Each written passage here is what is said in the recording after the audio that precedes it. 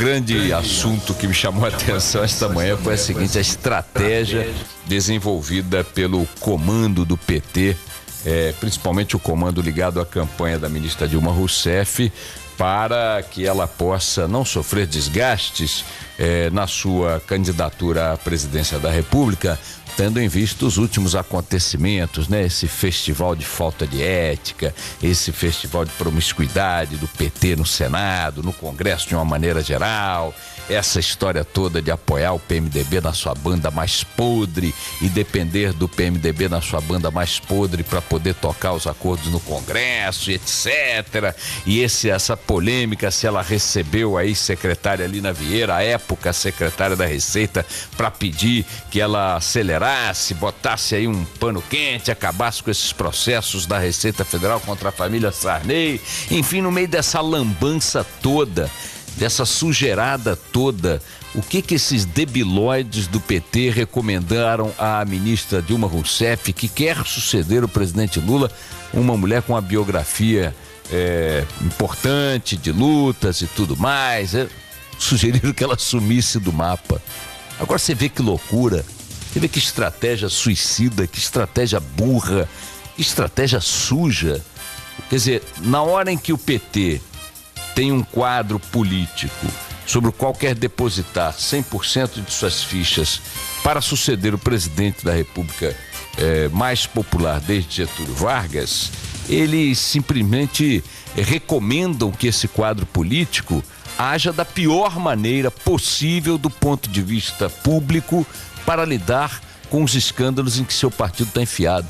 Ao contrário, se a ministra Dilma quer ser presidente da República, quando questionada eticamente, quando questionada na sua conduta, quando questionada nas suas verdades, nas suas versões, o que ela tem que fazer é botar a cara na rua, botar a cara na reta, enfrentar o que lhe perguntam, enfrentar o que lhe questionam e mostrar através desse enfrentamento que ela é de fato a pessoa que o PT quer mostrar que ela é e que talvez até ela seja para enfrentar os desafios de comandar um país como o nosso.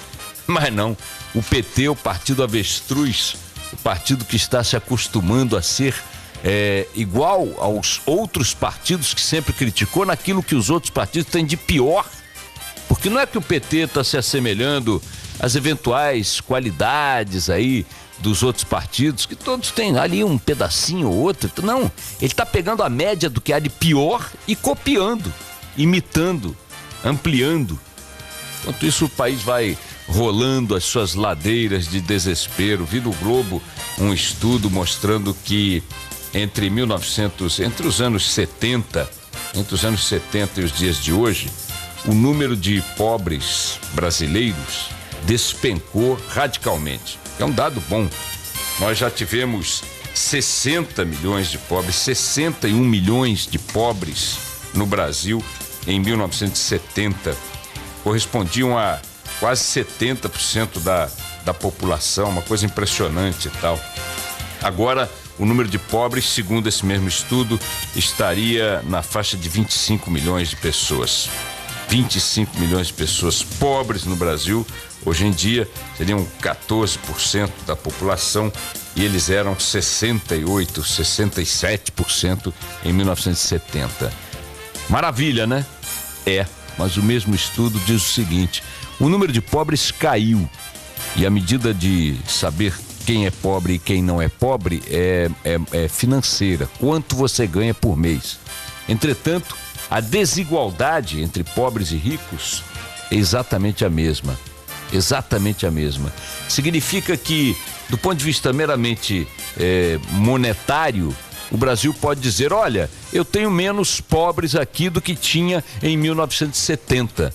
Mas quando você transforma isso em qualidade de vida, quando você transforma isso em educação, saúde, saneamento, conforto, segurança, igualdade no padrão, você vê que a coisa não mudou.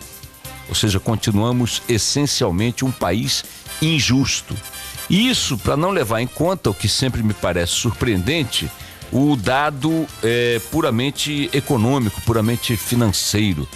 Para deixar de ser pobre no Brasil, segundo os nossos economistas aí do IPEA, da Fundação Getúlio Vargas e de outros institutos levados em conta pela imprensa econômica e pelos estudiosos de uma maneira geral, para você deixar de ser pobre no Brasil, basta que você tenha uma renda mensal acima de R$140. Faz a conta aí, você vai ver, se você ganhar R$140 por mês, terão que ser menos de R$5 por dia, R$4,30 por aí. Com R$4,35, os economistas desses institutos dizem que você deixou de ser pobre. Não é engraçadinho? Você ganha R$4,28, aí você é pobre. Se você ganhar R$4,35 por dia para comer, transporte, roupa, casa, saúde e tudo mais, aí você deixou de ser pobre. E lançam nas estatísticas comemorando a redução da pobreza. Eu volto a insistir, meu modelo para esses estudos é o seguinte: pega todos os economistas que trabalham com esses indicadores e manda viver 6 meses com renda de R$140 por mês.